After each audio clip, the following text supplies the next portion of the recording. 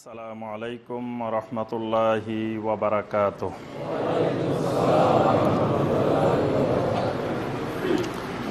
ইন্নাল হামদালিল্লাহ নাহমাদুহু ওয়া নাস্তাঈনুহু ওয়া নাস্তাগফিরুহু ওয়া নাউযু বিল্লাহি মিন শুরুরি আনফুসিনা ওয়া মিন সাইয়্যিআতি আমালিনা।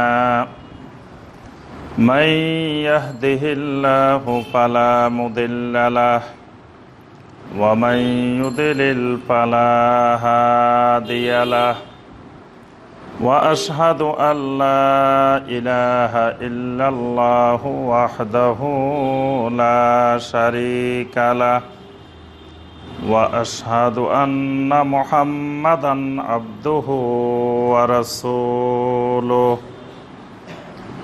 يا أيها الذين آمنوا اتقوا الله حق تقاته ولا تموتن إلا وأنتم مسلمون يا أيها الناس اتقوا ربكم الذي خلقكم من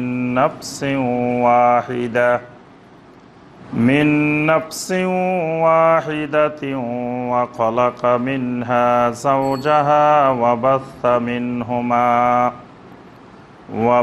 منهما رجالا كثيرا ونساء واتقوا الله الذي تساءلون به والأرحام إن الله كان عليكم رقيبا يا أيها الذين آمنوا اتقوا الله وقولوا قولا سديدا يصلح لكم أعمالكم ويغفر لكم ذنوبكم ومن يطع الله ورسوله فقد فاز فوزا عظيما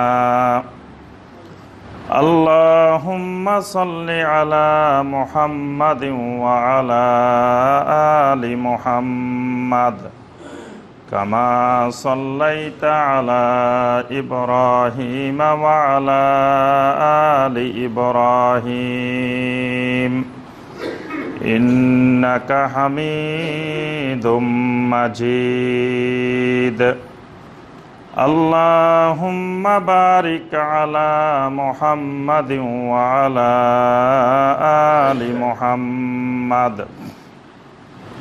كما باركت على إبراهيم وعلى آل إبراهيم إنك حميد مجيد।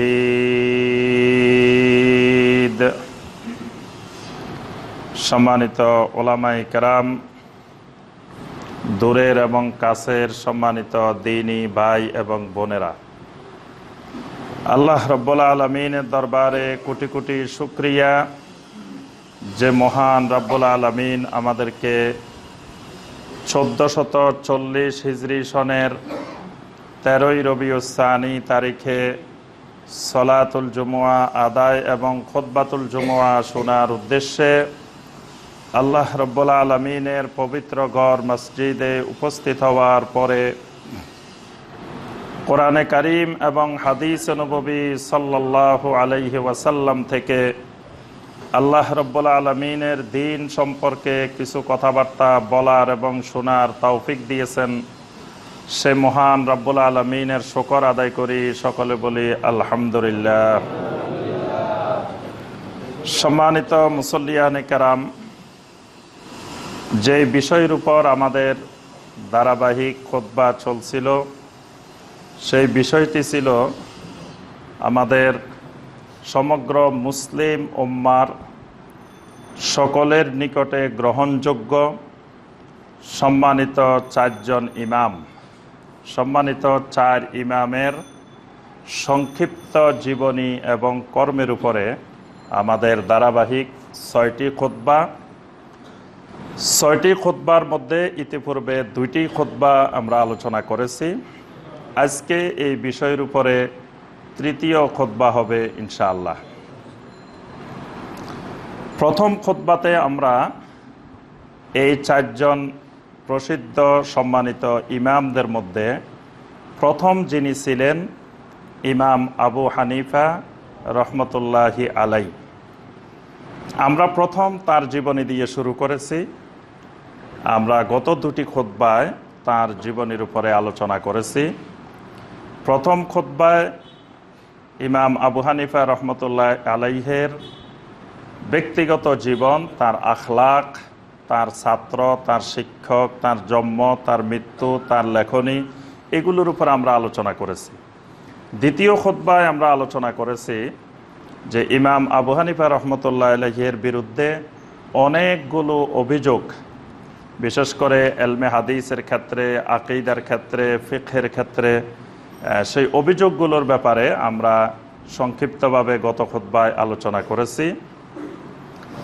আজকের খুতবায় আমরা যে বিষয়টি আলোচনা করব, ইমাম আবু হানিফা রাহমাহুল্লাহর সিরাতের উপরে, জীবনের উপরেই। আজকের খুতবার আলোচ্য বিষয় হলো ইমাম আবু হানিফা রাহমাহুল্লাহর ফিকহি মাযহাব, ফিকহি চিন্তাধারা। এই বিষয়ের উপরে আমরা আজকের খুতবায় আলোচনা করব ইনশাআল্লাহ। ইমাম আবু হানিফা রাহমাহুল্লাহ তিনি খায়রুল কুরুনের মানুষ, অর্থাৎ তিনটি উত্তম যুগের মধ্যে নবী সাল্লাল্লাহু আলাইহি ওয়াসাল্লাম যেই তিনটি যুগকে খায়রুল কুরুন বলছেন, উত্তম যুগ, সাহাবায়ে কেরামের যুগ, তাবেঈনদের যুগ, তাবেঈনদের যুগ, সেই তিন যুগের মানুষ। তাহলে তিনি সোনালী যুগের, ইসলামের সোনালী যুগের মানুষ। তাহলে সোনালী যুগের মানুষ, সোনার মানুষ।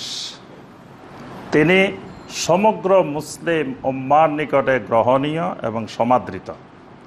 পৃথিবীতে, সমগ্র পৃথিবীতে যত চিন্তাধারার যত মানুষ আছে, সকলের কাছেই ইমাম আবু হানিফা রাহমাহুল্লাহ অত্যন্ত সম্মানিত এবং গ্রহণীয় ব্যক্তি।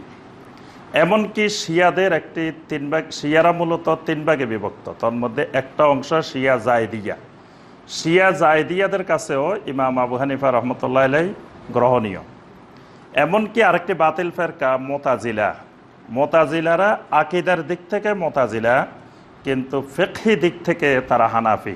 তারা ইমাম আবু হানিফা রহমতুল্লাহ আলাইহিকে অনুসরণ করতেন। তাহলে বোঝা যায় শুধু আহলুস সুন্নাত ওয়াল জামাতের মধ্যে না, এর বাহিরে ভ্রান্ত আকিদার শিয়াদের মধ্যে, ভ্রান্ত আকিদার মুতাজিলাদের মধ্যেও ইমাম আবু হানিফা রহমতুল্লাহ আলাইহির প্রতি সম্মান বিদ্যমান। ইমাম আবু হানিফা রহমতুল্লাহ আলাইহির ফিকহি মতামত, ফিকহি মাযহাব, মাযহাব মানে মতামত, মাযহাব মানে সিদ্ধান্ত, গবেষণালব্ধ মতামত। মানে এই মতামতটা খালি এমনি মতামত না, বা এটা রায় না যে সবার ভোট নেওয়া, মতামত নেওয়া, এই জাতীয় মতামত না। এটা হলো ইসলামের আমলযোগ্য বিষয়গুলো, যেগুলো এই উম্মতের আমল করা জরুরি, এই ধরনের বিষয়গুলো কেন্দ্রিক যুগে যুগে ওলামায়ে কেরাম, বড় বড় ফুকাহায়ে কেরাম গবেষণা করেছেন, ইজতিহাদ করেছেন। এই গবেষণাটাকে, ফিকহি গবেষণাটাকে হাদিসের ভাষায় বলা হয় ইজতিহাদ। ইজতিহাদ মানে রিসার্চ, বাহাস, গবেষণা। তো এই গবেষণালব্ধ যে মতামতটা, সেই মতামতটাকে বলা হয় মাযহাব, ফিকহি মাযহাব। এই জন্য ইমাম আবু হানিফা রহমতুল্লাহ আলাইহির মতগুলা হলো ইমাম আবু হানিফা রহমতুল্লাহ আলাইহির মাযহাব। ইমাম আবু ইউসুফ রহমতুল্লাহ আলাইহির মতগুলো হলো ইমাম আবু ইউসুফ রহমতুল্লাহ আলাইহির মাযহাব। ইমাম মুহাম্মদ রহমতুল্লাহ আলাইহির মতগুলো হলো ইমাম মুহাম্মদ রহমতুল্লাহ আলাইহির মাযহাব। ইমাম আউজাঈ রাহমাহুল্লাহর মত হলো ইমাম আউজাঈর মাযহাব। ইমাম সুফিয়ান আস-সাওরী রাহমাহুল্লাহর মাযহাব হলো, মতামত হলো সুফিয়ান সাওরীর মাযহাব। ইমাম লাইস ইবনে সাদ রাহমাহুল্লাহর মতামত হলো লাইসি মাযহাব। ইমাম ইবনে হাজম রাহমাহুল্লাহর মতামত হলো ইবনে হাজমের মাযহাব। ইমাম মালিক রহমতুল্লাহ আলাইহির মতামত হলো মালিকি মাযহাব। ইমাম শাফি রহমতুল্লাহ আলাইহির মতামত হলো ইমাম শাফির মাযহাব, ইমাম আহমদ বিন হাম্বল রাহিমাহুল্লাহর মতামত হলো হাম্বলি মাযহাব। মানে মাযহাব মানে ওনাদের গবেষণালব্ধ মতামত।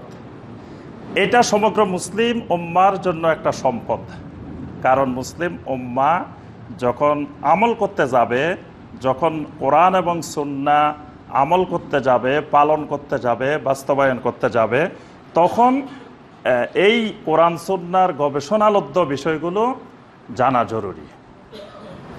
এজন্য তারা সারা জীবন পরিশ্রম করে তারা আমাদের জন্য এই সম্পদগুলো রেখে গিয়েছে। কিন্তু এই মাযহাবগুলো, এই ফিকহি মতামতগুলো দুই ভাগে বিভক্ত। এই ইতিহাস যদি কেউ না জানেন তো তিনি ভ্রান্ত চিন্তাধারার মধ্যে পড়ে যাবেন। 4টি মাযহাব, মানে বর্তমান পৃথিবীতে প্রসিদ্ধ 4টা মাযহাব। মাযহাব আরও ছিল, সেগুলো থেকে আস্তে আস্তে পর্যায়ক্রমে বিলুপ্ত হয়, 4টাতে এসে সীমাবদ্ধ হয়েছে। এই 4টি মাযহাব 1258 খ্রিস্টাব্দের আগের মাযহাব আর 1258 খ্রিস্টাব্দের পরের মাযহাব, দুইটা কিন্তু ভিন্ন। মানে 1258 খ্রিস্টাব্দটা কি? 1258 খ্রিস্টাব্দে মুসলিমদের আব্বাসীয় খেলাফতের পতন হয়, এরপরে তাতারদের শাসন শুরু হয়, এবং 1095 খ্রিস্টাব্দ থেকে আপনার তাতারেরা, তারপরে খ্রিস্টানেরা ক্রুসেড যুদ্ধ শুরু করে। এই মাযহাব বুঝতে হলে ইতিহাস বুঝতে হবে। মাযহাবের ইতিহাস না জানলে মাযহাব নিয়ে মানুষকে গোমরা করা, মানুষকে দল পাকানো এটা সহজ। তা আমাদের সমাজে ম্যাক্সিমাম মানুষ, অধিকাংশ মানুষ মাযহাব কি জিনিস তাও বুঝে না। তো এই জন্য এই সুযোগে কেউ কেউ এই মাযহাবকে কেন্দ্র করে রাজনীতি করে, মাযহাবকে কেন্দ্র করে পলিটিক্স বানায়, মানে দলবাড়ি করে, আর অন্যদেরকে বুঝায় যে শোনো এরা কিন্তু মাযহাব মানে না, এরা লা মাযহাবি, খবরদার মাযহাব কিন্তু খুব জরুরি জিনিস, মাযহাব না মানলে তুমি কিন্তু ইসলাম থেকে বাইরে যাবে। তো সাধারণ মানুষ তো মাযহাব সম্পর্কে কিছুই জানে না, তার ধারণাই নেই, ইতিহাসও জানে না, কিছুই জানে না। তখন তারা মনে করে না আসলে তো ঠিক কথা। এই জন্য কিছু জ্ঞান না থাকলে, মৌলিক জ্ঞান, তাহলে কিন্তু আমি সঠিক দ্বীনের উপরে থাকা সম্ভব না। কারণ মুসলিম উম্মার মধ্যে যখন দলবাজি ঢুকে, ফেরকাবাজি ঢুকে, তো সবাই চায় নিজের দলবাড়ি করার জন্য, নিজের ফেরকাকে বড় করার জন্য। তো দলবাড়ি করার জন্য সবাই নিজস্ব মতামত এবং আরেক দিকে যাতে না যায় সেই লক্ষ্যে তিনি মানুষকে বুঝাইতে থাকেন। এজন্য আমরা গত খুতবায় আলোচনা করেছিলাম যে ইমাম আবু হানিফা রহমতুল্লাহ আলাইহির বিরুদ্ধে অনেকগুলো অভিযোগ আসছিল। প্রথম অভিযোগ আসছে যে তিনি বলছেন কোরআন মাখলুক, অথচ তিনি সারা জীবন বলছেন কোরআন গায়রে মাখলুক। উনি আল ফিকহুল আকবরের প্রথমে শুরুই করেছেন আলোচনা যে আল কোরআন গায়রে মাখলুক, কিন্তু তার বিরুদ্ধে অভিযোগ কোরআন মাখলুক, এবং এই অভিযোগ করে তার নামে অনেক সনদ সহকারে একজন প্রসিদ্ধ দারার ইবনে সুরাদ, তিনি প্রসিদ্ধ একজন আলেম, তিনি বলছেন যে আবু হানিফা রহমতুল্লাহ আলাইহির উস্তাদ হাম্মাদ ইবনে আবি সুলাইমান তাকে মুশরিক বলছেন, অথচ এই রাবিটা মিথ্যাবাদী।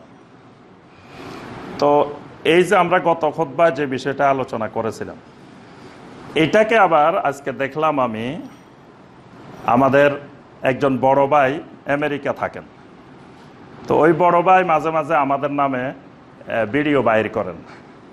তো আজকেও একটা ভিডিও বের করেছেন, মনে হয় 2-1 দিন আগে, এই সপ্তাহের মধ্যে। আজকে আমি নজরে পড়লো, তো শিরোনামটা দিয়েছেন যে আবু হানিফা রহমতুল্লাহ আলাইহি কি মুশরিক ছিলেন, জাল ইমামের বক্তব্য। শিরোনামটা এই জাতীয়। তো আমি তো খুব মনোযোগ দিয়ে শোনার চেষ্টা করলাম যে এখানে জাল ইমাম কি বলছে, একটু শুনি যে এখানে যে ইমাম আবু হানিফা রহমতুল্লাহ আলাইহি মুশরিক ছিলেন এমনভাবে শিরোনামটা দিয়েছেন যে কোনো মানুষ শুনলেই প্রথম তার গা জ্বলে উঠবে। কি বলে ইমাম আবু হানিফা রহমতুল্লাহ আলাইহি আবার মুশরিক ছিলেন, এবং এই হুজুর কোন দেশের কোন এলাকা তারা খুঁজে বাইর করো যে হে ইমাম আবু হানিফা রহমতুল্লাহ আলাইহিকে মুশরিক বলছে। কি বলেন, মানুষ খেপে যাবে না? মানে মানুষকে খেফানোর মতো করে মানে এইটা ভিডিওটা দেওয়া হয়েছে। আচ্ছা, আমি প্রথম থেকে শেষ পর্যন্ত মনোযোগ দিয়ে শুনলাম যে কোন জায়গায় সমস্যা। এখন সেখানে আমরা প্রমাণ করেছি যে আবু হানিফা রহমতুল্লাহ আলাইহি মুশরিক নন, তিনি কোরআন মাখলুক বলেন নাই, কিন্তু তার নামে এটা অপবাদ ছিল এবং কোথায় কোন কিতাবের কত নম্বর সব আমরা বলছি। আচ্ছা, পরে দেখলাম যে তিনি ওই কিতাব ইমাম বুখারী রাহিমাহুল্লাহ তারিখুল কাবির ওই কিতাবেই খুলে যে ইবারতটা বলছি সেম ওই ইবারতটা উনি দেখাইছেন। তো দেখানোর পরে এই ইবারতটাই উনি পড়ছেন যে ক্বাল আলী হাম্মাদ ইবনে আবি সুলাইমান আবলেগ আবা হানিফা আল মুশরিক আন্নি বারিউম মিনহু। তিনি পড়েছেন আবলেগ আবা হানিফা আল মুশরিক আন্নি বারিউম মিনহু, কিন্তু অনুবাদ করার সময় তিনি আল মুশরিকের কোনো অনুবাদ করেন নাই। এখন আমি বুঝলাম জালিমামে না জালিয়াতি করে। উনি এটা কি করছেন? তো উনি একজন আলেম হিসাবে আমরা এটাকে জালিয়াতি বলবো না, আলেমের শানে এই জাতীয় কথা প্রয়োগ করা ঠিক না। আমরা বলবো এটা ওনার অনিচ্ছাকৃত ভুল, উনি অনিচ্ছাকৃত এটা অনুবাদটা করেন নাই। কিন্তু আরবিটা পড়ছেন ঠিকই। তিনি যাদের উদ্দেশ্যে তিনি ভিডিওটা বাইর করছেন, আম জনতার উদ্দেশ্যে, সাধারণ জনগণের। তো সাধারণ জনগণকে তো উনি বাংলা করে বুঝাই দেওয়া দরকার ছিল যে এখানে আসছে যে ক্বাল আলী হাম্মাদ ইবনে আবি সুলাইমান আবলেগ আবা হানিফা আল মুশরিক আন্নি বারিউম মিনহু। কথাটা মিথ্যা কথা, সনদ মিথ্যা, এটাও আমরা ওখানে বলছি, কিন্তু কথাটা তো এর ভিতরে আছে। কিন্তু তিনি আরবি পড়ছেন, বাংলা বলেন নাই। এখন জাল ইমাম বাংলা বলছে, এই জন্য সমস্যা হয়ে গেছে। আচ্ছা, যাই হোক, আমরা ওই ভাইকে দুইটি বিষয়ে অনুরোধ করব, কারণ এইভাবে আল্লাহর বান্দাদেরকে ভাইদেরকে বিভ্রান্ত করা ঠিক না। কারণ এর মাধ্যমে আমার সাথে ওনাদের সাথে আমাদের সাথে জায়গা জমি নিয়ে, টাকা পয়সা নিয়ে, সম্পদ নিয়ে কোনো দ্বন্দ্ব নাই, কিছু নাই। বরং আমাদেরও উদ্দেশ্য আল্লাহর দিন, ওনার উদ্দেশ্য আল্লাহর দিন, আল্লাহর সন্তুষ্টি। সুতরাং আমরা কেউ ভুল ত্রুটির ঊর্ধ্বে নয়, তবে আল্লাহকে ভয় করতে হবে, তাকেও আল্লাহ আমাদের ভিতরে থাকতে হবে। আর আমি যতটুকু পারি আমরা দাওয়াতের কাজ করব। আমরা বসে বসে খালি আরেকজন কি বলছে, তার কোথায় কোথায় ভুল, এগুলো নিয়ে বসে থাকলে তো এটা সালাফদের মানহাজ না, দাওয়াতি কাজ না। এজন্য আমরা এই মানহাজে বিশ্বাসী না। এই মানহাজে বিশ্বাসী হইলে তো প্রতিদিনেই এরকম শত শত ভিডিও আমরা বাইর করতে পারি। এবং আমাদের তো এলেম নাই, উনি বলছেন যে আমাদের তো মনে এলেম কালাম নাই। তো যে এলেম কালাম আল্লাহ পাক সামান্য দিচ্ছেন, এটা দিয়েও যদি ওইভাবে ভিডিও বাইর করার চেষ্টা করি তো শত শত ভুল আমরা প্রতিদিন ধরে ধরে বের করতে পারি। কিন্তু ওইটা আমাদের মানহাজ না, আমরা ওইটা দরকার নেই। ওইটা যুগে যুগে সালাফেরা এই পদ্ধতি, এই নীতি অবলম্বন করেন নাই। বরং আমরা আমাদের সামান্য এলমের আলোকে আল্লাহর বান্দাদেরকে দিনের দিকে ডাকার, কোরআন সুন্নাহর দিকে ডাকার চেষ্টা করব। আরেকজনের আলেম, তারও খেদমত আছে, তারও অনেক অবদান আছে, তিনি তার মতো করবেন। বসে বসে খালি ওই আলেমদের দোষ ত্রুটি খুঁজে খুঁজে বের করা, এই পদ্ধতিটা, এই মানহাজটা কোনো সালাফে সালেহিনদের ছিল না। তবে ওনার উদ্দেশ্যে দুইটা কথা আছে আমার, সংক্ষিপ্ত কথা। প্রথম কথা হলো যে এই জাতীয় শিরোনাম ব্যবহার করে মানুষকে উস্কানিমূলক বক্তব্য বা ভিডিও বের করা, এটা ঠিক নয়। এটা আমরা সেখানে মুশরিক বলি নাই, তাহলে শিরোনামটা এরকম হবে কেন? তো এটাও তো আবার আরেক ধরনের জালিয়াতি। আমরা বলবো না আলেমের শানে জালিয়াতি ব্যবহার করব না। তো যাই হোক, এই জাতীয় শিরোনাম দিয়ে মানুষকে উস্কানি না দেওয়ার জন্য অনুরোধ করব। আর দ্বিতীয় বিষয় হলো, তিনি একটা বিষয় নিয়ে মানুষকে বেশি বিভ্রান্ত করার চেষ্টা করতেছেন। সেটা হলো যে মুসান্নাফে ইবনে আবি শাইবা কিতাব নিয়ে। আমরা এই মসজিদে একদিন আলোচনার মধ্যে আমি বলছি যে মুসান্নাফে ইবনে আবি শাইবার মধ্যে একটি অধ্যায় আছে যে বাবুল ফিতনাতুল হানাফিয়া। আচ্ছা, তারপরে তিনি সেটা ভুল ধরছেন যে না, বাবুল ফিতনাতুল হানাফিয়া নাই, সেখানে আছে কিতাবুর রাদ্দে আলা আবি হানিফা। ঠিক আছে, তো এরপরে কিন্তু আমরা অনেকবার জবাব দিছি, কিন্তু দেখা গেছে যে ওই বই একটা সংস্করণ করলে দ্বিতীয় সংস্করণ বের হয়, কিন্তু ভিডিও তো আমাদের এরকম পরপর আসে। কোনটার মধ্যে কি বলা হয়েছে দেখা যায় একই ব্যক্তি আগেরটা শুনছে, পরেরটা আর শুনেন নাই। পরে যে আমরা জবাব দিছি বা সংশোধন করছি বা কিছু বলছি, এটা তো উনি শুনেন নাই। এখন ওনার কাছে খটকা যে আগেরটা শুনছে, পরে আমরা অনেক জবাব দিয়েছি। আচ্ছা, সর্বশেষ একটা প্রোগ্রামে আমাকে প্রশ্ন করা হয়েছে যে আপনার ব্যাপারে একজন বলছেন যে এখানে তো বাবুল ফিতনাতুল হানাফিয়া নাই, আপনি বলছেন আমি দেখেছি মুসান্নাফ ইবনে আবি শাইবার মধ্যে, তো এটার ব্যাপারে আপনি কি বলেন? তো এই যে জবাবটা আমি দিয়েছি, জবাবের মধ্য থেকে প্রথমের একটু অংশ, শেষের একটু অংশ, মাঝখানের অংশ নাই। হ্যাঁ, মাঝখানের কথাগুলো নাই, মানে পুরা কথাটা নাই, মানে যে কথাটুকু নেওয়া হয়েছে সেই কথার মধ্যেও মানে একটু এখান দিয়ে একটু আছে, এখান দিয়ে একটু আছে, মাঝখানেরটা নাই। মানে আমি সেখানে বলছি যে আমরা কেউ ভুলের ঊর্ধ্বে না, আমাদের ভুল হইতে পারে, এইটাকে উনি হাইলাইট করছে যে এরা ভুল করে। তো ভুল তো হইতেই পারে, আমরা কি ভুলের ঊর্ধ্বে নাকি? আমাদের অনেক ভুল হইতে পারে, ওনারা হয়তো ভুলের ঊর্ধ্বে হইতে পারে না, কিন্তু আমরা ভুলের ঊর্ধ্বে নই, আমাদের ভুল হইতেই পারে, এটা আমরা স্বীকার করি এবং এটাকে আমরা গর্ববোধ করি যে আমরা ভুল করি এবং ভুল স্বীকার করতে পারি, এই গুণ আমাদের মধ্যে আছে। আর ওনাদের অন্যদের গুণ হইলো, অনেকের গুণ হইলো যে ভুল করে আর ভুল স্বীকার করে না, এবং বলে যে ভুলটাকে শুদ্ধ বানানোর জন্য বিভিন্ন কায়দা কানুনের আশ্রয় নেয়। কিন্তু আমরা বলি যে না, যেটা ভুল করছি এটা ভুল, এটা সংশোধন করব আমি। এইরকম জীবনে কত সংশোধন করছি ছোটবেলা থেকে এ পর্যন্ত।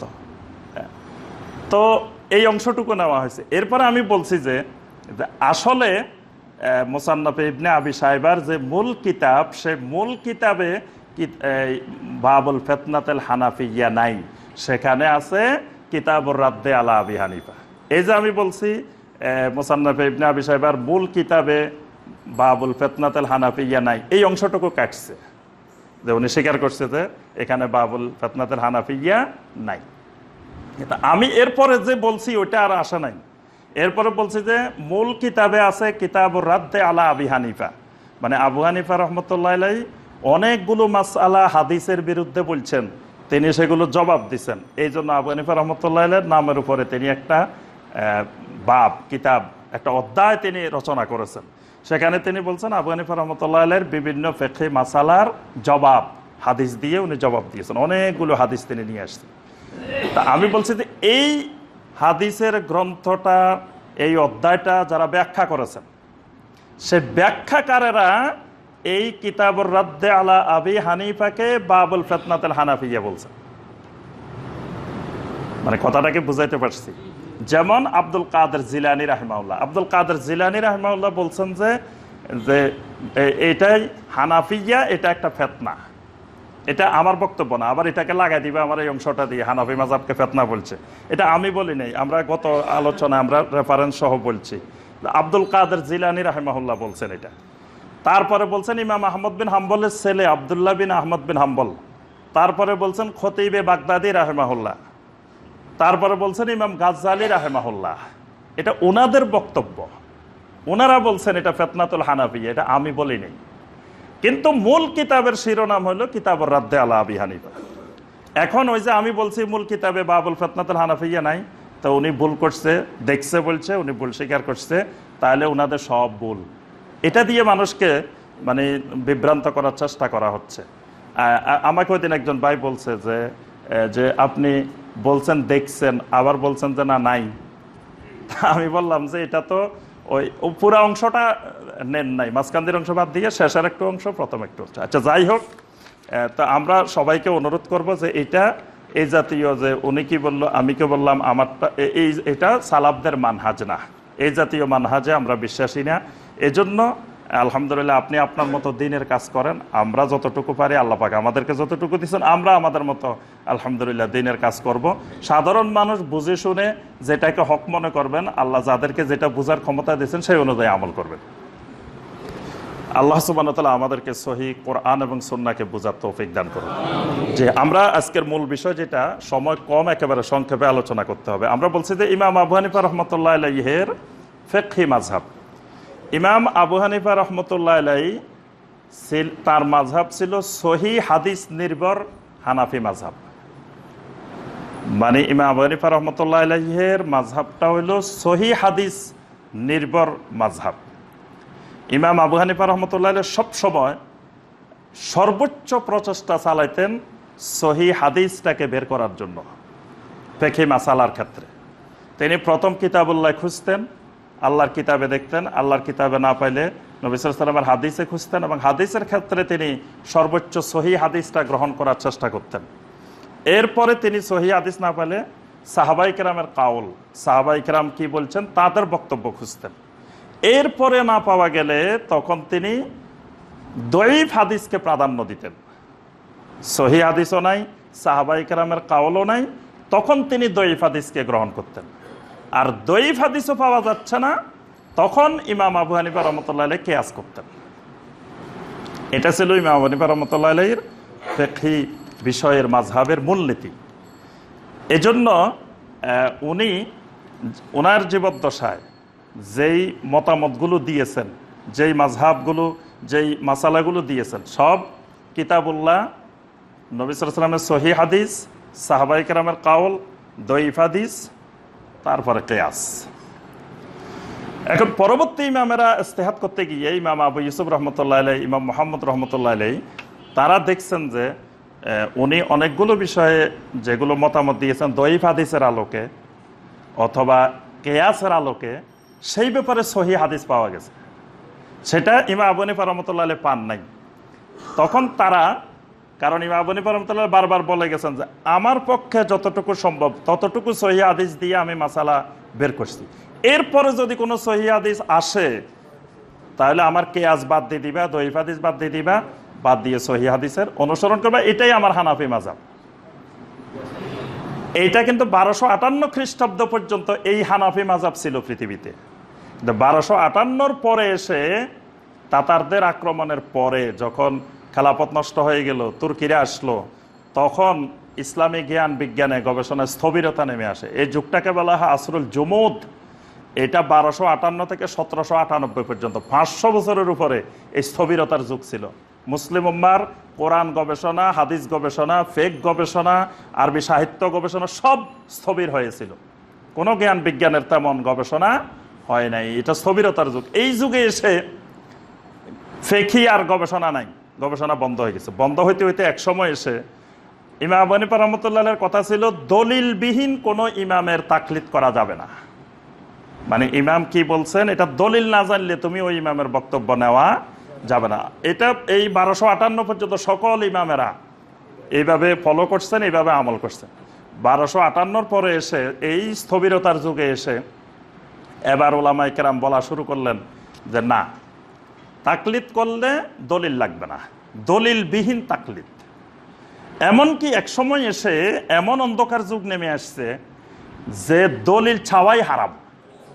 মুকাল্লিদ কোনো দলিল চাইতে পারবে না, দলিল চাওয়াটা হারাম, দলিল চাইলে বাঁশ দিয়ে পিটাইবা। এটা হলো সেই তাতারদের যুগের মানে ওলামাদের অবস্থান যে দলিল চাওয়া যাবে না। মুকাল্লিদ অন্ধভাবে ইমামের অনুসরণ করবে, দলিল কিসের? মুকাল্লিদ দেখবে ওই যে এই কোন আলেম কিভাবে আমল করছেন, কোন হুজুর কিভাবে করছেন, হের আবার দলিলের কি দরকার?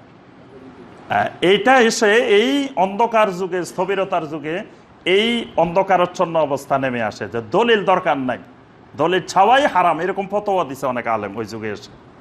দিয়ে আবার অন্ধভাবে আনুগত্য, অন্ধ আনুগত্য করতে গিয়ে পূর্ববর্তী ইমামদের থেকে পরবর্তী ইমামদেরকে তারা বেশি প্রাধান্য দেওয়া শুরু করছে, অথচ অধিক হেদায়েত প্রাপ্ত ছিলেন আগের ইমামেরা। আচ্ছা, এরপরে এবার সবাই যখন সব মাযহাবের মধ্যে এরকম স্থবিরতা নেমে আসে, এবার শুরু হয়েছে দলাদলি, ফেরকাবাজি। এমনকি দলাদলি ফেরকাবাজি হইতে হইতে এক পর্যায়ে গিয়ে এক মাযহাবের লোক আরেক মাযহাবের পিছনে নামাজ পড়ে না। হানাফিরা শাফির পিছে পড়বে না, শাফিরা মালিকির পিছে পড়বে না, মালিকিরা হাম্বলের পিছে পড়বে না।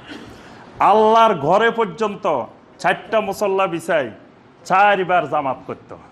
হানাফিদের জামাত এখানে, শাফিরা এখানে, মালিকিরা এখানে, হাম্বলিরা এখানে। মানে দেখেন অন্ধকারটা কোন জায়গায় গিয়ে পৌঁছছে এক সময় গিয়ে, যে 4 ভাগ হয়, পুরা মুসলিম উম্মাহকে 4 ভাগ করে যে 4 বার জামাত হবে, একজন আর এক ইমামের পিছনে কেউ নামাজ পড়বে না। অর্থাৎ ফিকহি মাসালা মাসাইল নিয়ে পুরা উম্মাহকে তখন তারা বিভক্তি করে ফেলে। আলহামদুলিল্লাহ পরবর্তীতে সেই বিভক্তি কমে যায়। তো এই জন্য আমাদেরকে 1258 আগের হানাফি মাযহাব জানা দরকার। ওই 1258 আগের হানাফি মাযহাব কিন্তু বর্তমানে নাই, বর্তমানে খুঁজে পাওয়া মুশকিল। এবং 1258 আগের হানাফি মাযহাবই হলো ওলামায়ে মদিনার মাযহাব। 1258 পরের হানাফি মাযহাব এসে এটা তাআসসুব হয়ে গেছে, দলবাজি হয়ে গেছে, ফেরকাবাজি হয়ে গেছে। আচ্ছা, এই ব্যাপারে আমরা প্রথম ইমাম আবু হানিফা রাহমাতুল্লাহ আলাইহির বক্তব্য শুনবো। ইমাম আবু হানিফা রাহমাতুল্লাহ আলাইহির 4টা বক্তব্য শুনবো আমরা, তারপরে অন্য ইমামদের বক্তব্যগুলো আমি সংক্ষেপে বলে যাব। হাশিয়া রাদ্দুল মুহতার আল্লামা ইবনুল আবেদিন রাহিমাহুল্লাহ, এটা হানাফি মাযহাবের সবচেয়ে বড় ফিকহের কিতাব। এই কিতাবের প্রথম খণ্ড 63 পৃষ্ঠা। ক্বালা আবু হানিফা রাহিমাহুল্লাহ ইজা সাহহাল হাদিসু ফাহুয়া মাযহাবি। এটা তার যুগান্তকারী এক কথা যে ইজা সাহহাল হাদিসু ফাহুয়া মাযহাবি, যখন সহিহ হাদিস পাওয়া যাবে এটাই আমার মাযহাব। সুবহানাল্লাহ। এই কথাটা কোথায় আছে? হানাফি মাযহাবের বইতেই আছে, হাশিয়া রাদ্দুল মুহতারের মধ্যে আছে। কিন্তু এখন আবার আমাদের কোনো কোনো সম্মানিত ভাই অস্বীকার করেন, বলেন যে আবু হানিফা রাহমাতুল্লাহ আলাইহি নাকি এরকম কোনো কথা বলেন নাই। এটা এই রাদ্দুল মুহতারের, হাশিয়া রাদ্দুল মুহতারের প্রথম খণ্ড 63 পৃষ্ঠা, এটা এখনো আছে, এখনো বিলুপ্ত হয় না। এটা যে ইমাম আবু হানিফা রাহমাতুল্লাহ আলাইহির এই বক্তব্যটা যে ইজা সাহহাল হাদিসু ফাহুয়া মাযহাবি, যখন কোনো সহিহ হাদিস পাওয়া যাবে এটাই আমার মাযহাব। আচ্ছা, এরপরে আরেকটা কথা দেখি ইমাম আবু হানিফা রাহমাতুল্লাহ আলাইহির, এই কথাটা আছে আল মুস্তাখরাজ আলাল মুস্তাদরেক এই কিতাবের মধ্যে। আব্দুর রহিম ইবনে হুসাইন আল ইরাকি রাহিমাহুল্লাহ এই কিতাবের 15 পৃষ্ঠায়, এবং আল মিজানুল কোবরা লিশ-শায়রানি আল্লামা শায়রানির মিজানুল কোবরার প্রথম খণ্ডের 15 পৃষ্ঠায় ইমাম আবু হানিফা রাহমাতুল্লাহ আলাইহি বলেন ইয়্যাকুম ওয়াল কাউল ফি দীনিল্লাহি তাআলা বিররাই, খবরদার, সাবধান, আল্লাহর দ্বীনের ব্যাপারে কথা বলতে গিয়ে রায় অনুযায়ী, নিজের মত অনুযায়ী কোনো কথা বলবা না। আলাইকুম বিইত্তিবাইস সুন্নাহ, তোমাদের উপরে বাধ্যতামূলক তোমরা নবী সাল্লাল্লাহু আলাইহি ওয়াসাল্লামের সুন্নতের ইত্তেবা করবে। ফামান খারাজা আনহা দল্লা, কেউ যদি সুন্নতের ইত্তেবা থেকে বের হয়ে যায় সে গোমরা হয়ে যাবে। লাউলা সুন্নাহ মা ফাহিমা আহাদুম মিনাল কোরআন, যদি সুন্নাহ না থাকতো আমরা কেউ কোরআন বুঝতাম না। সুবহানাল্লাহ।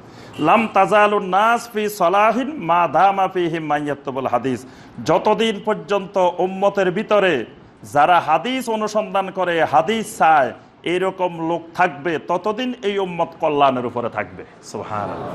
মানে হাদিস অনুসন্ধানী, হাদিস গবেষক, হাদিস আমলকারী যতদিন থাকবে ততদিন উম্মত কল্যাণের উপরে থাকবে। ফাইজা তলাবুল ইলমা বেলা হাদিসিন ফাসাদু, যখন এই উম্মত হাদিসবিহীন এলেম তলব করা শুরু করবে, ফাসাদু, তখন উম্মত ফাসাদের মধ্যে, ফিতনার মধ্যে চলে যাবে। হাদিসবিহীন এলেম যখন উম্মত অনুসন্ধান করবে, তালাশ করবে। এটা কার বক্তব্য? ইমাম আবু হানিফা রাহমাতুল্লাহ আলাইহির বক্তব্য। আচ্ছা, 3 নম্বর বক্তব্য, এটা শরহে মুসনাদে আবি হানিফা, মোল্লা আলী কারি রাহিমাহুল্লাহ, উনি হানাফি মাযহাবের প্রখ্যাত আলেম, প্রথম খণ্ডের 6 নম্বর পৃষ্ঠা।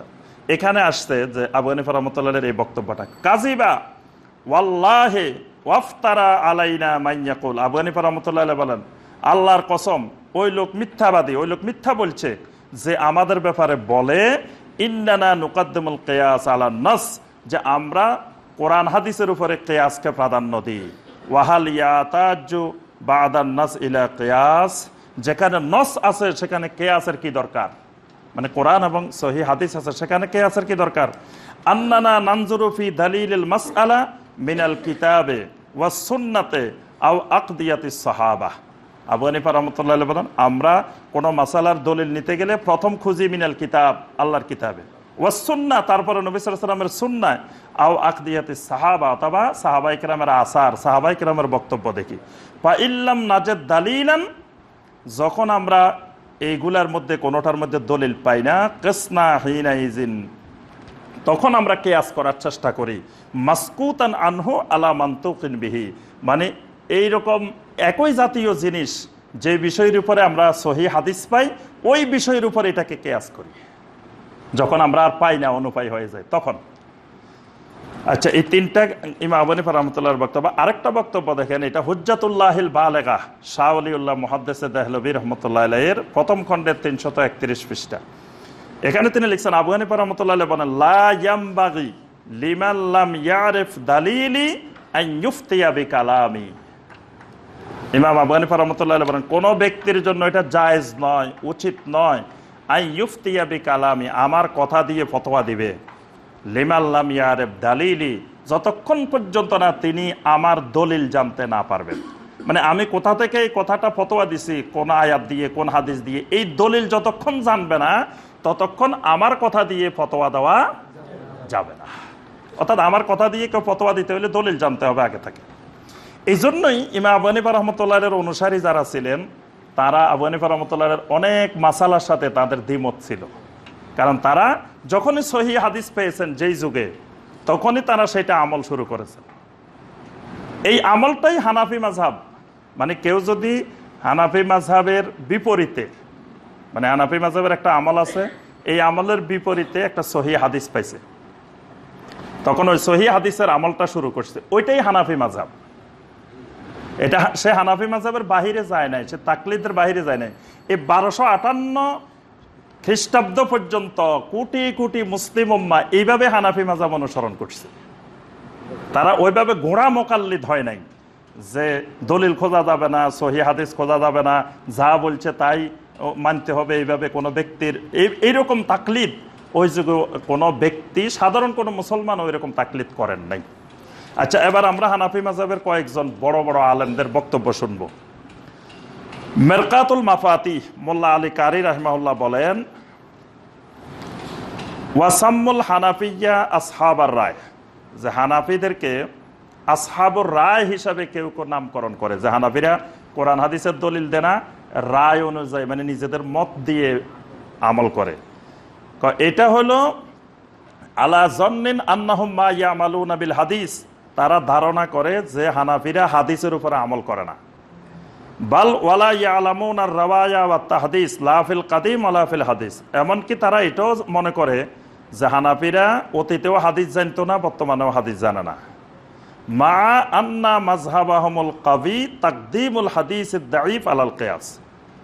তো মোল্লা আলী কারি রাহিমাহুল্লাহ তিনি বলেন, অথচ হানাফি মাযহাবেই এটা শক্তিশালীভাবে প্রতিষ্ঠিত যে কিয়াসের উপরে দঈফ হাদিসকে প্রাধান্য দিতে হবে।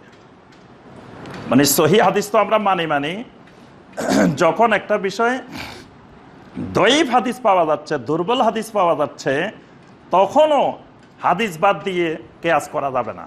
আমরা কিয়াসের তুলনায়, কারণ কিয়াস একজনের নিজস্ব মতামত, কিয়াসের তুলনায় দুর্বল হাদিসকে আমরা প্রাধান্য দিই। তাহলে যেটা আমরা, কারণ ওই দঈফ হাদিস ওই কোনো ব্যক্তির গবেষণার থেকে, কোনো ব্যক্তির কথার থেকে দঈফ হাদিস ভালো। কারণ দঈফ হাদিসও তো হাদিস, তবে তার সনদে সমস্যা আছে দেখে এটা দঈফ হাদিস। তো তাহলে তা হানাফি মাযহাব হাদিস মানে না, হাদিস অনুসরণ করে না, এই কথাটা ঠিক নয়। আচ্ছা, আব্দুল হাই লাখনবী রাহিমাহুল্লাহ তিনি আল জামিউস সাগীর এই কিতাবের মধ্যে তিনি লিখেছেন যে ইতিকাদুনা ওয়া ইতিকাদু কুল্লি মুনসিফিন ফি আবি হানিফা রাহিমাহুল্লাহ, আমাদের আকীদা এবং সমস্ত ইনসাফকারী ব্যক্তির আকীদা হলো আবু হানিফা রাহমাতুল্লাহির ব্যাপারে এই, আন্নাহু লাউ আশা হাত্তা দুব্বিনাত আহাদিসুশ শরিয়া, যখন শরীয়তের হাদিসগুলো সংকলন করা হয়েছে, হাদিসের বই লেখা হয়েছে, হাদিসগুলো যখন একত্রিত হয়ে গেছে, এরপরে যদি আবু হানিফা রাহমাতুল্লাহ আলাইহি বেঁচে থাকতেন, তাহলে আবু হানিফা রাহমাতুল্লাহ আলাইহি তিনি লা আখাযা বিহা, তিনি তার সমস্ত কিয়াস পরিত্যাগ করে তিনি ওই হাদিস গ্রহণ করতেন। মানে অনেক বিষয় আবু হানিফা রাহমাতুল্লাহ আলাইহি সহিহ হাদিস পান নাই, কারণ তখন হাদিসের সংকলন একসাথে ছিল না।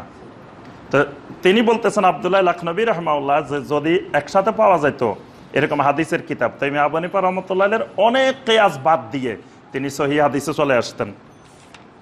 ওয়া কানাল কিয়াস কাল্লাফি মাযহাবিহি কামা কাল্লাফি মাযহাবিন গায়রি, অন্যান্য মাযহাবে কিন্তু কিয়াস কম, হানাফি মাযহাবের তুলনায় অনেক কম, শাফি মালিকি হাম্বলির মধ্যে, কারণ তারা হাদিসের অনেকগুলো কিতাব পাইছেন। তো এই জন্য আব্দুল্লাহ লাখনবী রহমতুল্লাহ আলাইহি বলতেছেন, অন্যান্য মাযহাবের মতো হানাফি মাযহাবে কিয়াস অনেক কমে যেত যদি আবু হানিফা রাহমাতুল্লাহ আলাইহি হাদিসের গ্রন্থ লেখার পরে যদি গবেষণা করতেন। কিন্তু কারণ আবু হানিফা রাহমাতুল্লাহ আলাইহি যখন গবেষণা করেন, তখন আদিল্লাতুশ শরিয়া মুতাফাররিকাতুন ফি আসরিহি মা তাবিঈন ওয়া তাবিঈন ফিল মাদায়েন ওয়াল কুরা, তখন বিভিন্ন শহরে শহরে তাবেইনদের মধ্যে তাবেইনদের মধ্যে হাদিসগুলো বিচ্ছিন্ন অবস্থায়, বিক্ষিপ্ত অবস্থায় ছিল, এক জায়গায় একত্রিত হয় নাই। এই জন্য ইমাম আবু হানিফা রহমতুল্লাহ আলাইহির কেয়াসের সংখ্যা বেড়ে গেছে। অনেকগুলো মাসআলা পরবর্তীতে দেখা গেছে যে সহিহ হাদিসের সাথে মিলে না। আপনার মালিকি, শাফি, হাম্বলি সেই মাযহাবেও কিছু কিছু আমল আছে যেগুলো সহিহ হাদিসের সাথে মিলে না, কিন্তু তুলনামূলক কম। কিন্তু হানাফি মাযহাবে বেশি। কারণ হলো ওই ইমাম আবু হানিফা রহমতুল্লাহ আলাইহি যখন গবেষণা করছেন তখন এই হাদিসের গ্রন্থ সংকলন হয়নি, সব হাদিস একসাথে পাওয়া যায়নি। কিন্তু ইমাম আবু হানিফা রহমতুল্লাহ আলাইহি যেগুলো পেয়েছেন সেগুলোর আলোকে তিনি সর্বোচ্চ সহিটা নেওয়ার জন্য তিনি চেষ্টা করেছেন। এই জন্য হানাফি মাযহাবের কিতাব হাশিয়াত রাদ্দুল মুহতার আল্লামা ইবনুল আবেদিন রাহিমাহুল্লাহ বলেন, ওয়াকানা কাযালিক ফাহাসালাল মুখালাফাতু মিনাস সাহিবাইন ফি নাহবে সুলুসিল মাযহাব। তিনি বলেন যে এই কারণেই ইমাম আবু হানিফা রহমতুল্লাহ আলাইহির পরে তার দুই ছাত্র ইমাম আবু ইউসুফ এবং ইমাম মুহাম্মদ রাহিমাহুমাল্লাহ, তারা যখন গবেষণা করেছেন 3 ভাগের 1 ভাগ মাসআলায় তারা ইমাম আবু হানিফা রহমতুল্লাহ আলাইহির মতের মুখালাফাত করেছেন। কারণ তারা ওই বিষয়গুলোতে সহিহ হাদিস পেয়ে গেছেন ওই যুগে, যখন ইমাম আবু হানিফা রহমতুল্লাহ আলাইহি থাকা অবস্থায় ওই সহিহ হাদিস পান নাই। আচ্ছা, এরপরে আরেকজন হানাফি মাযহাবের বড় ইমাম ইবনে নুজাইম হানাফি রাহিমাহুল্লাহ, তার কিতাব আল বাহরুর রায়ক, এটা হানাফি মাযহাবের বড় শক্তিশালী দলিলের কিতাব। তো তিনি বলেন, দীর্ঘদিন যাবত আমার মধ্যে একটা এশকাল ছিল, আমার মধ্যে একটা জিনিস আমি মিলাতে পারতেছিলাম না, এটার কোনো জবাব পাচ্ছিলাম না, যে কেন যে হানাফি মাযহাবের অনেক আলেমদেরকে, অনেক ফকিহদেরকে আমি দেখি তারা হানাফি মাযহাবের কিছু কিছু মাসালায় খেলাফ আমল করে তার যুগে। তো এইটা আমি মিলাইতে পারতেছিলাম না যে তারা হানাফি কিন্তু আমল করে একটু, কয়েকটা আমল একটু এদিক সেদিক করে। যেমন হানাফি অনেক বড় বড় আলেম রাফুল ইয়াদাইন করতেন, তা হানাফি মাযহাবে তো রাফুল ইয়াদাইন নেই, এখন হানাফি আলেম রাফুল ইয়াদাইন করে। তো এইটা আমি মিলাইতে পারতেছিলাম না দীর্ঘদিন যাবত। পরবর্তীতে আমাকে তখন এসাম রাহিমাহুল্লাহ, এসাম একজন বড় মুহাদ্দিস, বড় আলেম, এসাম রাহিমাহুল্লাহ আমাকে বললেন, ওয়াকানা ইউফতি বিখিলাফি কাওলিহি কাসীরান লিআন্নাহু লাম ইয়ালামিদ দলিল ওয়াকানা ইয়াজহারু লাহু দালিলুন গায়রা ফায়ুফতা বিহি। তখন এসাম রাহিমাহুল্লাহ বলেন, শোনো, যে ইমাম আবু হানিফা রহমতুল্লাহ আলাইহি তার সামনে যতগুলো দলিল, সর্বোচ্চ সহি দলিল পেয়েছেন সেই আলোকে ফতোয়া দিয়েছেন। আবার বলে গেছেন এর পরবর্তীতে যেই দলিল তোমরা সহি পাবে, সহি হাদিস পাবে, সেই অনুযায়ী ফতোয়া দিবা। তো সুতরাং পরবর্তী ফকিরা হানাফি ফকি, কিন্তু তারা যখন সহি দলিল পেয়ে গেছেন তখন তারা ওই মতের খেলাফ আমল করছেন। এটাতে তাদের হানাফি মাযহাবের কোনো সমস্যা হয় নাই, বরং এটাই অরিজিনাল হানাফি মাযহাব। যখনই যে বিষয় তারা সহি হাদিস পেয়েছে সেই বিষয়ে আমল করছে। আচ্ছা, আরেকজন প্রখ্যাত মুহাদ্দিস যিনি আল্লামা শামী রহমতুল্লাহ আলাইহি, যেটা হানাফি মাযহাবের ফতোয়ায় শামী, প্রসিদ্ধ ফতোয়া যেটা আল্লামা শামী, তিনি বলেন, হাশিয়া রাদ্দুল মুহতারের প্রথম খণ্ডের 67-68 পৃষ্ঠার মধ্যে এই কথাটা আছে। তিনি বলেন, সহহা আনিল ইমামে আন্নাহু ক্বাল, তিনি বলেন যে ইমাম আবু হানিফা রহমতুল্লাহ আলাইহি থেকে এই কথাটা সহিভাবে প্রমাণিত, ইজা সাহাল হাদিসু ফাহুয়া মাযহাবি, যখন কোনো হাদিস সহি পাওয়া যাবে এটাই আমার মাযহাব। ওয়া নাযীরু হাযা মা নাকালাহু শরহুল হেদায়া, হেদায়া গ্রন্থ যেটা হানাফি মাযহাবের, এটার ব্যাখ্যা গ্রন্থ হলো নিহায়াতুন নিহায়া নামে একটা প্রসিদ্ধ ব্যাখ্যা গ্রন্থ আছে। এটার লেখক ইবনু শাহনা রাহিমাহুল্লাহ, তিনি লেখেন যে ইজা সাহাল হাদিসু ওয়াকানা আলা খেলাফিল মাযহাব উমিলা বিল হাদিস, যখন কোনো সহি হাদিস তুমি পাবে যেই হাদিসটা মাযহাবের খেলাফ, ওমেলা বিল হাদিস, তখন তুমি হাদিস অনুযায়ী আমল করবা। ওয়ায়াকুনু যালিকা মাযহাবুহু, এটাই হলো তার মাযহাব। ওয়ালা ইয়াখরুজু মুকাল্লিদুহু আন কাউনিহি হানাফিয়ান বিল আমলে বিহি, এই সহিহ হাদিসের উপরে আমল করার কারণে তার মুকাল্লিদ তাকলিদ থেকে বের হবে না এবং হানাফি থেকেও তিনি বের হবেন না। মানে তিনি তার মাযহাবের খেলাফ কোনো সহিহ হাদিস পাইলেন, সহিহ হাদিসের উপরে আমল করলেন, এই আমল করার কারণে তিনি মুকাল্লিদে থাকবেন, এটা তাকলিদ তার নষ্ট হবে না, এবং তিনি হানাফিয়ে থাকবেন, হানাফি থেকে বের হবেন না। ফাকাদ সাহহা আনহু আন্নাহু ক্বাল, কারণ সমস্ত ইমামেরা এই কথা বলছেন যে যা সাহাল হাদিসু ফাহুয়া মাযহাবি। এটা শুধু আবু হানিফা রাহমাতুল্লাহ আলাইহি বলেন না, সকল ইমামেরা এই কথাই বলছেন। তাহলে হাদিস অনুযায়ী আমল করাটাই মাযহাবের আমল, এটা সব মাযহাবই। আচ্ছা, এরপরে আমরা দেখি আল্লামা শামী রাহমাহুল্লাহর আরেকটা বক্তব্য, এটা হাশিয়া রাদ্দুল মুতাহারের মধ্যে এসেছে, যে তিনি বলছেন যে মুজতাহিদের কোনো গবেষণার বাহিরে যদি এমন কোনো সহিহ হাদিস পাওয়া যায় যে সহিহ হাদিসের বিপরীতে ইমামের কোনো সহিহ হাদিস আর নাই, তখন ওই সহিহ হাদিসটাই ইমামের মাযহাব, অর্থাৎ ওইটা আমল করাটাই ওই ইমামের মাযহাব। আচ্ছা, উপমহাদেশের সবচেয়ে বড় আলেম হানাফিদের, হানাফি মাযহাবের সবচেয়ে বড় আলেম শাহ ওলিউল্লাহ মুহাদ্দিসে দেহলভী রাহিমাহুল্লাহ, তার ছেলে ছিলেন শাহ আব্দুল আজিজ মুহাদ্দিসে দেহলভী রাহিমাহুল্লাহ, তার ছাত্র ছিলেন সৈয়দ আহমদ বেরলভী রাহিমাহুল্লাহ। সৈয়দ আহমদ বেরলভী রাহিমাহুল্লাহ 1246 হিজরিতে বালাকোটের ময়দানে শাহাদাত বরণ করেন। সৈয়দ আহমদ শাহিদ রাহিমাহুল্লাহ বলা হয় ওনাকে। উনি সিরাতে মুস্তাকিম একটা উর্দু কিতাব, এটার 79 পৃষ্ঠায় তিনি লিখছেন যে আমলের ক্ষেত্রে মুসলিম উম্মার মধ্যে প্রচলিত 4 মাযহাবের অনুসরণ করা খুবই ভালো, তবে রাসূলুল্লাহ সাল্লাল্লাহু আলাইহি ওয়াসাল্লামের এলেমকে এক ব্যক্তির এলেমের মধ্যে সীমাবদ্ধ এইটা জানা, এটা ঠিক করা উচিত নয়। মানে আল্লাহ রাসূল সাল্লাল্লাহু আলাইহি ওয়াসাল্লামের এলেমকে এক ব্যক্তির এলেমের মধ্যে সীমাবদ্ধ করা যাবে না। সৈয়দ আহমদ বেরলভী রাহমাহুল্লাহর বক্তব্য, বলছেন যে নবী সাল্লাল্লাহু আলাইহি ওয়াসাল্লামের এলেমটা সমস্ত জগতের মধ্যে ছড়িয়ে পড়ছে, সুতরাং যে মাসালার ব্যাপারে সহিহ সুস্পষ্ট এবং গায়রে মানসুখ হাদিস পাওয়া যাবে সেই মাসআলায় কোনো মুজতাহিদের অন্ধ অনুকরণ করা যাবে না। এটা এই উপমহাদেশের সৈয়দ আহমদ বেরলভী রাহমাহুল্লাহর বক্তব্য। আচ্ছা, আব্দুল হাই লাখনবী রাহমাহুল্লাহ আল জামে ও সগীর কিতাবে আরেকটি সুন্দর কথা বলছেন, আমরা 2টা বক্তব্য দিয়ে শেষ করে দিব। আব্দুল হাই লাখনবী রাহমাহুল্লাহ বলছেন, ওনার বক্তব্যটা খুবই গুরুত্বপূর্ণ। আল জামে ও সগীর কিতাবের 34 পৃষ্ঠায় তিনি বলছেন, তাইফাতুন কাদ তাআসসাবু ফিল হানাফিয়্যা তাআসসুবান শাদীদা। তিনি কিন্তু এই কাছাকাছি যুগের মানুষ, আমাদের থেকে 1304 হিজরির তিনি ইন্তেকাল করছেন।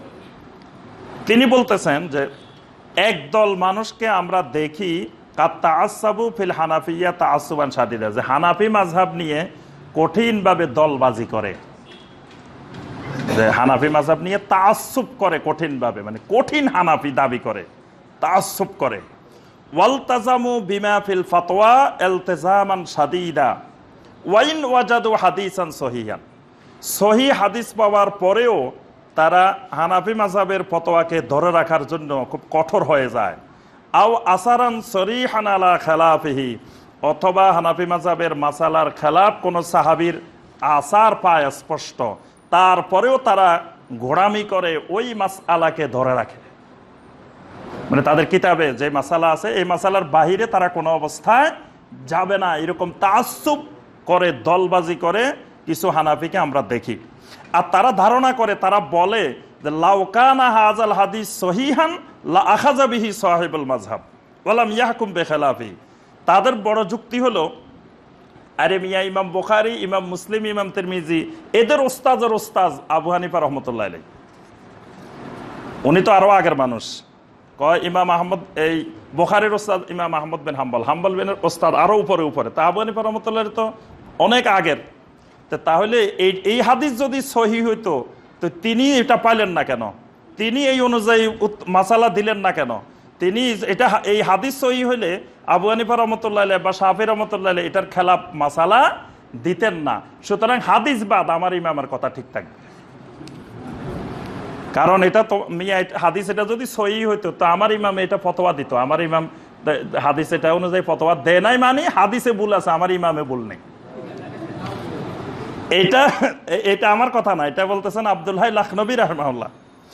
আচ্ছা, ওয়াহাজা জাহালুন মিনহুম, তিনি বলতেছেন এটা হলো বড় জাহালতি, মানে যারা এই জাতীয় কথা বলে এরা বড় জাহেল।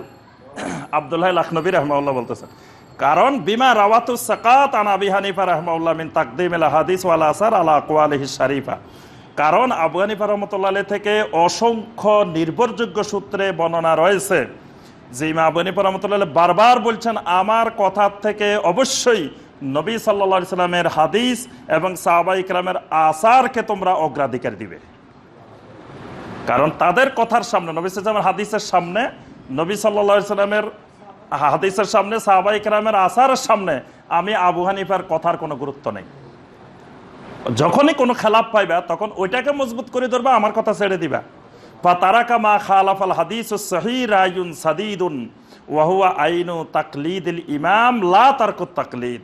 সুতরাং কেউ যদি ইমাম আবু হানিফা রহমতুল্লাহ আলাইহির কথা, ইমাম মুহাম্মদ রহমতুল্লাহ আলাইহির কথা, ইমাম আবু ইউসুফ রহমতুল্লাহ আলাইহির কথা বাদ দিয়ে সহিহ হাদিস আমল করে, এটাই হলো যথা উপযুক্ত ইমাম আবু হানিফা রহমতুল্লাহ আলাইহির অনুসরণ। লা তারকুত তাকলিদ, এর দ্বারা তিনি গায়রে মুকাল্লিদ হবেন না, তিনি মুকাল্লিদই থাকবেন। তিনি লা মাযহাবী হবেন না, তিনি মাযহাবী থাকবেন। এটা কার কথা? ইমাম আব্দুল হাই লাখনবী রাহিমাহুল্লাহর কথা। তিনি হানাফি মাযহাবের একজন বড় আলেম। সর্বশেষ শাহ ওলিউল্লাহ মুহাদ্দিস দেহলভী রাহমাতুল্লাহ আলাইহির কথা দিয়ে শেষ করতেছি। শাহ ওলিউল্লাহ মুহাদ্দিস দেহলভী রাহমাতুল্লাহ আলাইহি এই উপমহাদেশের সব তরিকার, সব ফেরকার আলেমদের গোড়া এই উপমহাদেশে শাহ ওলিউল্লাহ মুহাদ্দিস দেহলভী রাহমাতুল্লাহ। তিনি বলেন যে তাতারদের আক্রমণের পরে 1798 পরে তখন এই ফিকহি গবেষণার উপরে এমন স্থবিরতা নেমে আসতে, অন্ধকার নেমে আসতে, নামতে নামতে নামতে নামতে এক সময় এসে হাত্তা ইতমাআন্নু বিতারকিল খুজ ফি আমরিদ্দিন ওয়া বায়ান ইয়াকুলু ইন্না ওয়াজাদনা আবানা আলা উম্মাতিন ওয়া ইন্না আলা আথারি মুক্তাদুন। তিনি বলতেছেন এমন অন্ধকার নেমে আসছে এক সময় এসে যে ফিকহি গবেষণা, দলিল গবেষণা, কোরআন সুন্নাহর গবেষণা সব বন্ধ করে দিই, আলেমেরাই কাফেরের মতো কথা বলা শুরু করে দিছে। এটা কার কথা? শাহ ওলিউল্লাহ মুহাদ্দিস দেহলভী রাহমাতুল্লাহর কথা। তিনি বলতেছেন কোরআনে কারিমের ওই আয়াতটা যেটা কাফেরেরা বলতো, সেম কথা এই উম্মার আলেমেরা বলা শুরু করছে। কি বলতেছে? ইন্না ওয়াজাদনা আবাআনা আলা উম্মাতিন ওয়া ইন্না আলা আসারিহিম মুক্তাদুন। নবী সাল্লাল্লাহু আলাইহি ওয়াসাল্লাম কাফেরদেরকে যত দাওয়াত দিতেন তারা সব বুঝে শুনে প্রশ্ন করে লাস্টে তারা বলে দিত ইন্না ওয়াজাদনা আবাআনা আলা উম্মাতিন, আমাদের বাপ দাদাদেরকে, পূর্বপুরুষদেরকে এটার উপরে পাইছি, ওয়া ইন্না আলা আসারিহিম মুক্তাদুন, সুতরাং এর বাইরে এক চুল পরিমাণও আমরা যাইতে পারবো না। এই কথাটা কাফেরের কথা। আল্লাহ পাক কোরআনে কারীম, এটা কোরআনের আয়াত, আল্লাহ পাক বলছেন যে এটা কাফের বলবে, কাফেরেরা বলে, কাফেরের চরিত্র। সেম চরিত্র আবার এই উম্মার মধ্যে চলে আসছে, মুসলিমের মধ্যে চলে আসছে, যে এরও সর্বশেষ সব বুঝছে এটা সহিহ হাদিস, এটা সব ঠিক আছে ভাই সহিহ হাদিস, কিন্তু এটা আমাদের মাযহাবে নাই, এটা আমাদের ইমাম করে নাই, আমাদের বাপ দাদারা করে নাই, পূর্বপুরুষ করে নাই, বাস সব ক্যান্সেল। যত সহিহ হোক এটা আমার দরকার নাই, আমার বাপ দাদা করে নাই, আমি করতে পারবো না, আমার আকাবের করে নাই, আমি করতে পারবো না, আমার পূর্বপুরুষ করে নাই, বাস আমি এটা মানি না। এটা শাহ ওলিউল্লাহ মুহাদ্দিস দেহলভীর কথা। আবার আমার কথা বলি কেউ চালাবেন না, এখানে যা কথা বলছি একটাও আমি বলি নাই, এটা বারবার বলে দিচ্ছি, এখানে যা বলছি পর্যন্ত একটাও আমি বলি না, এটা আমার কথা না, এগুলো সব জগৎ বিখ্যাত ইমামদের কথা, ওলামায়ে কেরামদের কথা, যাদেরকে আমরা সবাই চিনি, সবাই সম্মান করি। পরে তিনি আল্লাহর কাছে দোয়া করতেছেন, ওয়া ইলাল্লাহিল মুশতাকা ওয়া হুয়াল মুস্তাআন ওয়া বিহিস সাকা ওয়া আলাইহি তাকলান। শাহ ওলিউল্লাহ দেহলভী রাহিমাহুল্লাহ বলতেছেন এখন এই দুঃখ কাকে বলি? শাহ ওলিউল্লাহ দেহলভীর কথা। শেষ পর্যন্ত আমার ভরসার জায়গা একটা, আল্লাহর কাছে দোয়া করি, আল্লাহর কাছে সাহায্য চাই, এটার থেকে পরিত্রাণ চাই। শাহ ওলিউল্লাহ দেহলভী রাহিমাহুল্লাহর কথা। কারণ কাফেরের কথা মুসলিম আলেম বলে, তো এই দুঃখের কথা আমি কাকে বলবো? কারণ দুঃখের কথা বলার জায়গা হলো ওলামায়ে কেরাম, তো ওলামায়ে কেরামই এখন কাফেরের মতো কথা বলে, তো আমি আর দুঃখের কথা কার কাছে বলবো? এই জন্য বলছে আমার আল্লাহর কাছে অভিযোগ দেওয়া ছাড়া, বলা ছাড়া, দোয়া করা ছাড়া আমার আর কোনো উপায় নাই। আল্লাহ পাক আমাদেরকে সঠিকভাবে ইমাম আবু হানিফা রাহমাহুল্লাহ সহ সকল আইম্মায়ে কেরামদেরকে অনুসরণ করার তৌফিক দান করুন। আল্লাহ পাক আমাদের সালাফদের বুঝ অনুযায়ী, ফাহাম অনুযায়ী কোরআন সুন্নাহর আমল করার তৌফিক দান।